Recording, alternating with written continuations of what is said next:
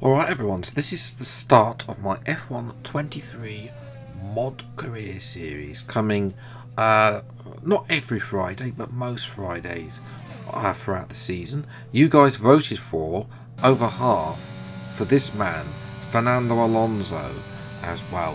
So that's who we're going to be driving for in this career mode as well. We're going to start obviously starting at Bahrain as well, and then I'll also, little disclaimer, I will be making upgrades to the performance because the performance, you know, obviously it changes. We haven't had at this moment in time a qualifying session. Yes, Alonso went fastest in FP2 earlier, but that doesn't mean that Ferrari and Mercedes have got the sandbags off. So take this performance with a pinch of salt, mostly based off testing rather than FP1 because that's what I had more time for earlier.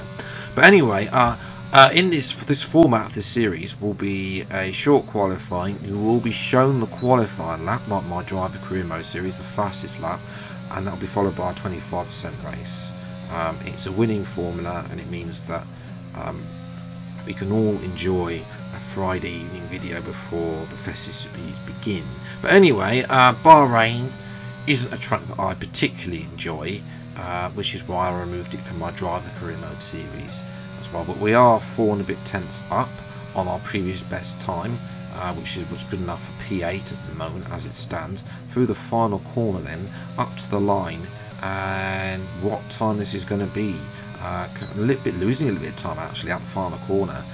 It's P7 in the end, as Verstappen is comfortable on pole, Perez in second, Hamilton third, 2 Ferraris in 4th and 5th, Russell 6th. As I said, further updates to come to the performance. Norris 8th, Gasly 9th, De Vries 10th. If De Vries is 10th tomorrow in qualifying, then he will be absolutely over the moon. I don't somehow think so, because that AlphaTauri in testing was an absolute bin. Zhou is 11th, Piastri only 12th, Stroll 13th, you know, maybe needs time to recover. The 2 Haas cars 14th and 15th, so someone's getting their door kicked in. Ocon down in 16th, more likely where the Alpine really is along with Tsunoda in 17th. Bottas a shocker down in 18th, and unsurprisingly it's the 2 Williams down in last position as well. So yes, but here we are then. First race, Bahrain, which will be first race of the season apart from next year for the end of time by the sounds of it. As well, so we're just going to jump down to the grid and take a look at the race strategy. Now, the game decided to give me hard soft, which is a Ferrari strategy. We're going to go medium soft. It's 1,000 slower, apparently. I think we go for it.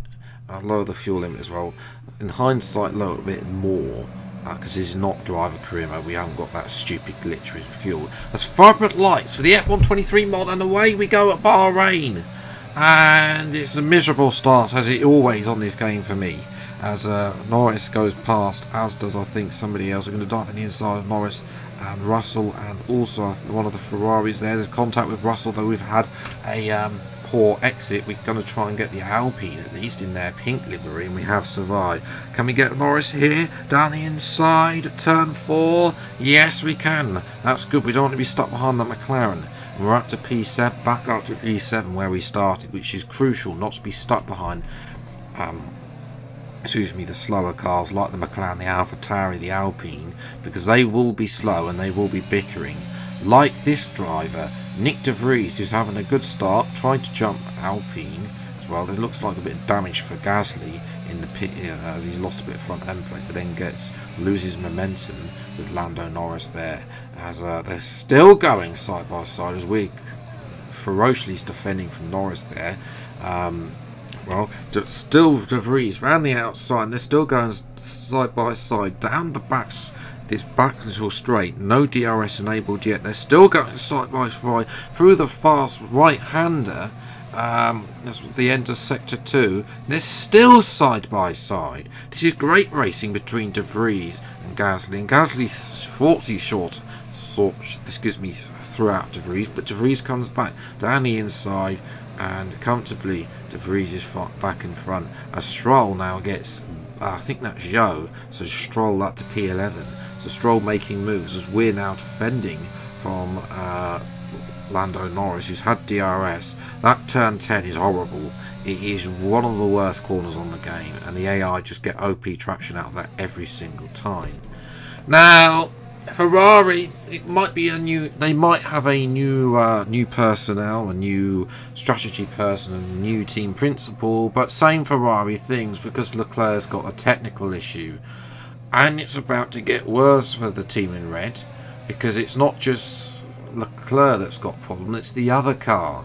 Yes, Sainz is pulling over, and Sainz's first race is come to a premature end.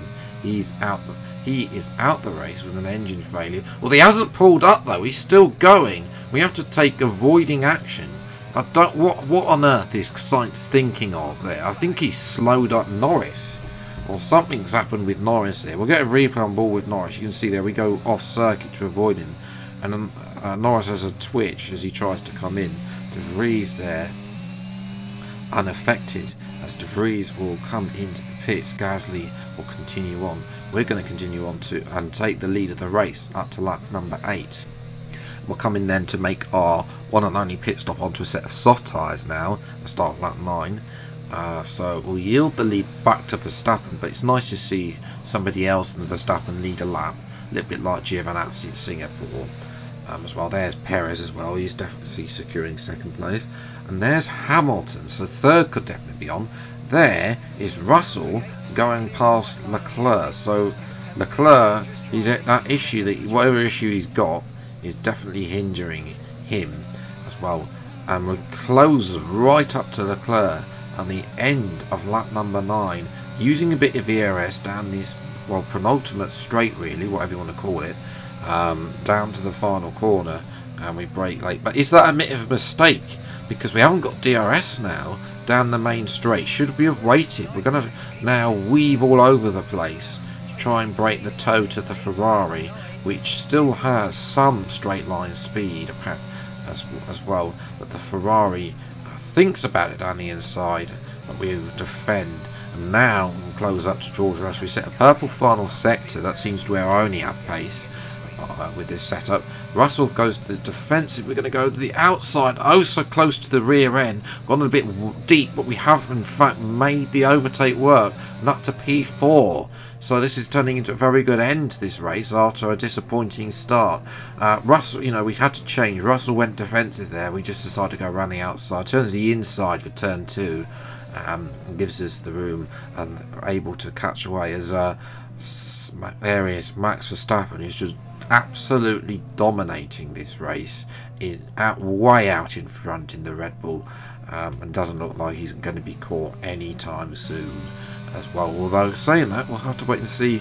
You know, in real life there is hope through Fernando Alonso. We'll have to wait and see though what they can do, whether that car will be good everywhere. For us in this in this career mode P4, it's a good start. There's obviously going to be adjustments made to the performance and such, so I'm expecting an improved result next time at Jeddah, which is a better track for me on this game, and we'll have adjusted performance there as well, which, depending on how this weekend go qualifying, I will have a look at the qualifying times and make the performance off that, and also the race pace as well. I'm sure there's going to be some stats somewhere that I can just base the performance of. I'm still expecting Red Bull to be the fastest car though. Aston Martin maybe ahead of the McLaren, the Ferrari and Mercedes, but yes, Piastri only P40, Ocon 13th, so that's really might be where those two teams actually are, and it's just the fact that Norris and Gasly in this career mode have overdriven that car to get some points. As De Vries also bit disparity there. Sonoda down in 16th, Hulkenberg with a shocker as well. So constructors wise, I won't bother showing the drivers because points because it's the same. But Red Bull have a lead over Mercedes. We're third, but it's early days. Remember what happened to Ferrari? You know, they had such a gap over. Red Bull had no points, if you recall, after Bahrain last year, and they still won the constructors comfortably. Ferrari only fourth with 8, McLaren 5th, Alpine 6th, and AlphaTauri the only other scorers. But you know, there's obviously going to be adjustments to come to this series as we move through this season in real life. So yes, that's where I'm going to leave today's episode. If you have enjoyed, leave a like, subscribe if you're new to the channel. See plenty more F123 mod career episodes as and when they come out. Until the next video then, I'll see you next time. Take care, thanks so much for watching, enjoy your day, and goodbye.